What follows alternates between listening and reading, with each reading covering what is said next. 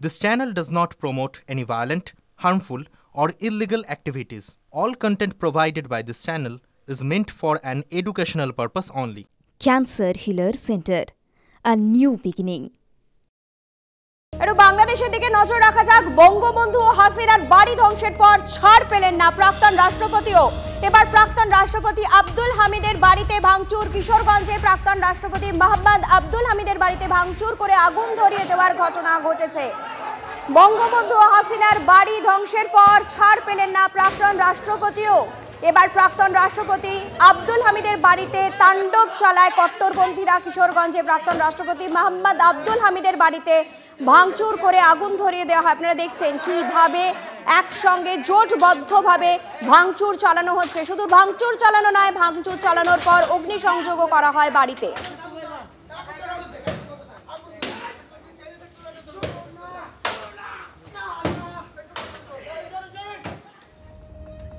আওয়ামী লীগের সভাপতি মণ্ডলীর সদস্য শেখ সেলিমের বনানীর বাড়িতে আগুন। নিরাপত্তার জনিত কারণে দমকলের গাড়ি ঘটনাস্থলে যেতেই পারেনি, গুঁড়িয়ে দেওয়া হয় আওয়ামী লীগের দলীয় কার্যালয়।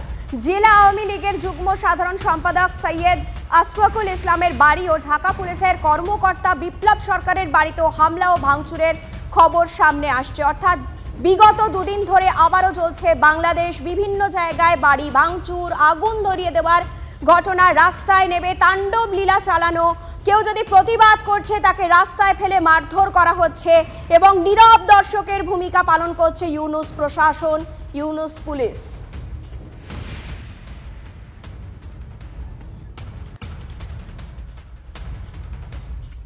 মুজিবের বাড়ি ধ্বংস করল ইউনূসের দুর্বৃত্তরা। দেশবাসীর কাছে বিচার চাইলেন শেখ হাসিনা।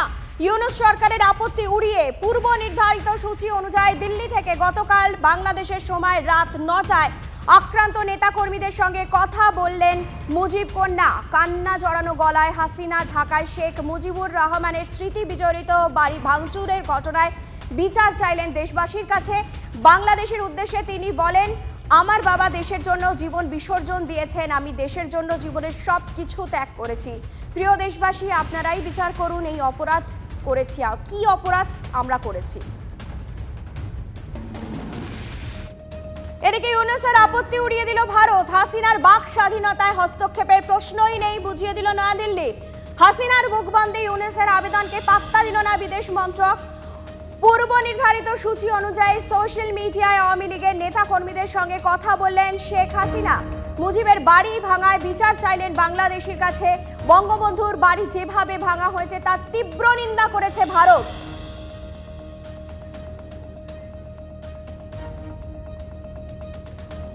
একেবারে অশান্ত পদ্মা পার। বঙ্গবন্ধু ভবন ধ্বংসের বিরোধিতায় কড়া বার্তা নয়াদিল্লির। ধানমন্ডিতে হামলা নিয়ে বিবৃতি জারি করল ভারত। শেখ মুজিবের বাড়ি বাঙালির কাছে গর্বের উল্লেখ করা হয়েছে বিবৃতিতে। নয়াদিল্লির জারি করা বিবৃতিতে আরও উল্লেখ, দখলদারি নিপীড়নের বিরুদ্ধে লড়াইয়ের প্রতীক বঙ্গবন্ধুর বাড়ি। এই ধরনের ধ্বংসলীলা কঠোরভাবে নিন্দনীয়। অর্থাৎ ভারত কিন্তু বর্তমানে আবার কড়া অবস্থান নিচ্ছে এবং সে কথা আরও একবার বুঝিয়ে দেওয়া হলো প্রতিবেশী দেশকে।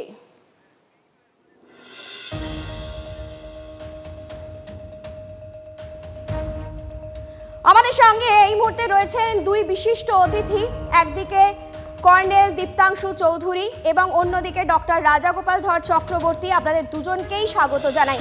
আমি রাজাগোপাল বাবুর কাছে আগে আসব। স্যার, যে বর্তমান পরিস্থিতি রয়েছে তাতে আমরা দেখছি রাষ্ট্রদ্রোহিতার কেস দেওয়া হচ্ছে একজন অভিনেত্রীকে, তাকে গারদে ভরা হচ্ছে। আর রাষ্ট্র যেভাবে দাপাদাপি করছে, দিনের পর দিন এত অশান্তিতে উস্কানি দিচ্ছে, তার বিরুদ্ধে ব্যবস্থাটা কে নেবে? হ্যাঁ, দেখুন, যারা রাষ্ট্রকে সঠিকভাবে নিয়ে যেতে চায়, যে প্রফেশনেই থাকুক না কেন, গণতান্ত্রিক পদ্ধতিতে ধর্মনিরপেক্ষতার মধ্য দিয়ে, যেটা বাংলাদেশ সংবিধানে বলা আছে, এখন তারাই শিকার হচ্ছে। এখন ইউনূস প্রশাসন চাইছে না যে ধর্মনিরপেক্ষতা থাকুক, একটা মৌলবাদের মোড়কে তারা দেশকে নিয়ে যেতে চাইছে। তাদের স্বপ্ন আফগানিস্তান, তাদের স্বপ্ন তালিবান। তার ফলে এখন যেই কোনো বিন্দুমাত্র প্রতিবাদ করছে বা যেকেই মনে হচ্ছে এই লোকটা যদি বেঁচে থাকে বা এর স্মৃতি যদি জীবিত থাকে, তাহলে বোধহয় বাংলাদেশে ধর্মনিরপেক্ষতা আবার জেগে উঠবে, আবার মানুষের আন্দোলন জেগে উঠবে। তাই মুছে দাও, শেখ মুজিবকে ওরা মুছে দিতে চাইছে। ধানমন্ডির স্মৃতি বিজড়িত বাড়ি যারা বাংলাদেশে গেছেন সবাই একবার দেখে আসতে চান সেই বাড়িটা। এখানে মিউজিয়াম রয়েছে, বঙ্গবন্ধু ছাড়াও সে দেশের স্বাধীনতা আন্দোলন অনেক কিছুই সেখানে আছে। যাই হোক, যে জাতি তার নিজের ইতিহাস নিজের ঐতিহ্য ভুলে যায় তার কি অবস্থা হয় আমরা জানি। এই জায়গা থেকে স্যার আপনার কাছে আমার একটা প্রশ্ন, বাংলাদেশের একটা দীর্ঘ লড়াইয়ের ইতিহাস রয়েছে, ইউনূস প্রশাসন এসে যে ইতিহাসটাকে একেবারে মুছে দেবার চেষ্টা করছে, এটা করে তো মেইনস্ট্রিম পলিটিক্স হারিয়ে যাচ্ছে। না, মুছতে কি সব পারছে? দেখুন, ও বাড়ি ভেঙে দিল, যাবতীয় যা ছবি ছিল মিউরাল ছিল ভেঙে দিল, কিন্তু বাংলাদেশের পতাকাটা তো শেখ মুজিবের মানে তারই নির্দেশে করা, প্রথম উত্তোলন উনিই করেছিলেন। সুতরাং সেটা কি ওরা জ্বালাতে পারছে? পারছে না। বাংলাদেশের টাকায় শেখ মুজিবের ছবি আছে, সেটা বাতিল করতে গেলে কয়েক লক্ষ কোটি টাকা খরচা হবে, যেটা বাতিল করতে পারছে না। সুতরাং ওরা যেটা চাইছে ভয় দেখানো, আওয়ামী লীগ যাতে বা তার সব সমর্থকরা তার দরদিরা কোনোভাবেই মাথা উঁচু না করতে পারে। যদি আগামী নির্বাচন যেদিন হবে সেদিন একচ্ছত্র নির্বাচনে ভাবছে হয়তো এখনকার উপদেষ্টাদের যারা সাথে আছেন তাদেরই কোনো দল, সেটা দল তৈরি হচ্ছে বলে তারা জানাচ্ছে, তারাই একচ্ছত্র হবে, জিতে যেতে হবে। যাই হচ্ছে লক্ষ্য। আপনার কাছে আসবো, কর্নেল দীপ্তাংশু চৌধুরীর কাছে আমি একটু যাব। কর্নেল চৌধুরী, আপনাকে স্বাগত জানাই। আপনার সঙ্গে আমি চয়নিকা। কর্নেল চৌধুরী, আমরা বিভিন্ন সময় দেখেছি বিজেপির যে কোনো উস্কানিমূলক মন্তব্য হোক, বাংলাদেশি অনুপ্রবেশকারীর দাপাদাপি হোক, কাঁটাদার কেটে দেওয়ার ঘটনা, সেই সময় কিন্তু বাংলাদেশ আপাত দৃষ্টিতে কিছুটা শান্ত ছিল, কিন্তু যেভাবে নতুন করে গন্ডগোল ছড়াচ্ছে তাতে আবার নতুন করে কি আপনি মনে করেন যে সীমান্তবর্তী এলাকাগুলোতে উত্তেজনা তৈরি হতে পারে এবং তার জন্য বিএসএফ কতটা প্রস্তুত থাকা উচিত এবং কোন কোন জায়গায় বিশেষ নজরদারি রাখা উচিত? দেখুন, এই গতকালের আগের রাত্রির 9টার পর এই 32 নম্বর ধানমন্ডির যে বাড়িটা ভেঙেছে ওটা শুধু একটা ইট পাথর সিমেন্টের দিক দিয়ে দেখলে হ্যাঁ নিশ্চিতভাবে কিছু মৌলবাদ সেই চিন্তাধারায় বাড়িটা ভেঙে দিয়েছে। কিন্তু যারা অধিকতম নাগরিক বাংলাদেশে তারা জানে ওই বাড়ির যে ভাবাবেগ আছে, যে জাতির জনকের বঙ্গবন্ধুর দিকে যারা চেয়েছিল 1971-এ, সেই বাড়ির দিকে তাকিয়ে পূর্ব পাকিস্তান থেকে বাংলাদেশ যেটা হয়েছে সেই বাড়ির থেকে কিন্তু সমস্ত পরিকল্পনা প্ল্যানিং এক্সিকিউশন ওই বাড়ির থেকে হয়েছে। বাড়িটা হয়তো ভেঙে দিয়েছে কিন্তু ইতিহাস কিন্তু ওরা মুছে দিতে পারবে না, এক। দ্বিতীয়ত, যখন ওই বাড়িটা ভাঙছিল এই দুর্বৃত্তদের সরকার 5ই আগস্টের পর এই ইউনিস সরকার যাদের বাড়তে দিচ্ছে এই মৌলবাদ চিন্তাধারাকে, তার পেছনে কিন্তু আইএসআই আছে। কারণ আপনারাই দেখিয়েছেন এবং আমরা প্রত্যেকে জানি যখন এই বাড়ি ভাঙা হচ্ছিল আইএসআইএস এর ফ্ল্যাগ উঠছিল ওখানে এবং আল্লাহু আকবর এই নারা দিয়েছিল। এবং আমরা প্রত্যেকে জানি কিছুদিন আগে আইএসআই ডিজি আইএসআই ওখানে ছিলেন এবং তাদের একটা প্ল্যানিং এক্সিকিউশন হচ্ছে। 52 বছর পর যে রাষ্ট্র, যে পাকিস্তান বাংলাদেশকে নির্যাতিত করে 1971-এর আগে, তারা এখন সে বন্ধু দেশ হয়ে গেল এবং পেছন থেকে যে সাপোর্ট আইএসআই দিচ্ছে এবং ইউনিস সরকার, আমি বলবো না চোখ বন্ধ করে আছে, তারা সেই প্যাসেজটা তৈরি করে দিচ্ছে, এই মৌলবাদীদের তৈরি করে দিচ্ছে। এই বাংলাদেশে একটা যে সিরিয়ার দিকে এক পা এগিয়ে যাচ্ছে, তার জন্য কিন্তু ভারতবর্ষকে সচেতন থাকতে হবে, বিএসএফ কে নিশ্চিতভাবে সচেতন থাকতে হবে এবং কালকে যে আরো কিছু ঘটনা ঘটবে না, আমার মনে হয় ভারতবর্ষকে সময় এসেছে একটা কান মোলা দেওয়ার জন্য।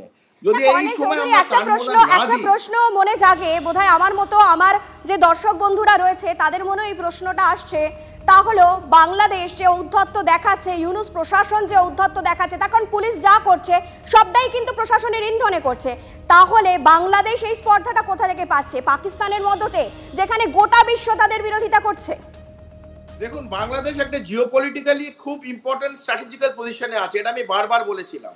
অনেকে যখন বলেছিল না ট্রাম্প সরকার আসার পর অনেকটা কমে যাবে, আমি কিন্তু বারবার বলেছি এই বছর জুন জুলাই আগস্টের পরে অবধি এই ঘটনাটা আরো বাড়তে থাকবে, যতক্ষণ না এই বৃহত্তম শক্তি যারা সুপার পাওয়ার আছে, ধরুন ট্রাম্প অথবা ভারতবর্ষ, একটা কোথাও না কোথাও একটা শাট আপ কল বাংলাদেশকে দিতে হবে। এখনো সেই সেটআপ কলটা বাংলাদেশ ইউনিট সরকার, একটা দুর্বৃত্ত সরকার, একটা জঙ্গিদের সরকার, এই সরকারকে যতক্ষণ না একটা সেটআপ কল কোথাও থেকে আসছে এরা কিন্তু বাড়িয়ে যাবে।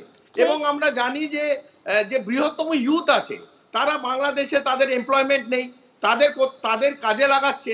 এই অর্থ কোথাও না কোথাও থেকে আসছে।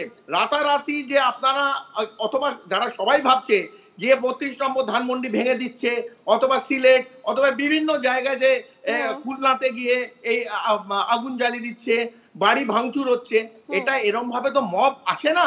মবকে কেউ পেছন থেকে পরিকল্পনা করে পরিচালনা করে কেউ পয়সা দিচ্ছে, কেউ রিসোর্সেস দিচ্ছে, অর্থাৎ একটা রিসোর্স হচ্ছে যার জন্য এই স্পর্ধা এবং এই ঔদ্ধত্য।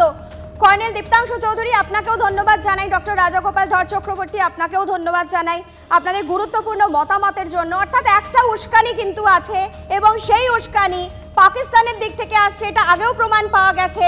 এবং যারা বিশেষজ্ঞ মহল রয়েছে তারাও মনে করছেন একটা ফান্ডিং হচ্ছে যার জন্য এত ঔদ্ধত্য, এই ধরনের অশান্তি জিইয়ে রাখার চেষ্টা করছে বাংলাদেশ প্রশাসন।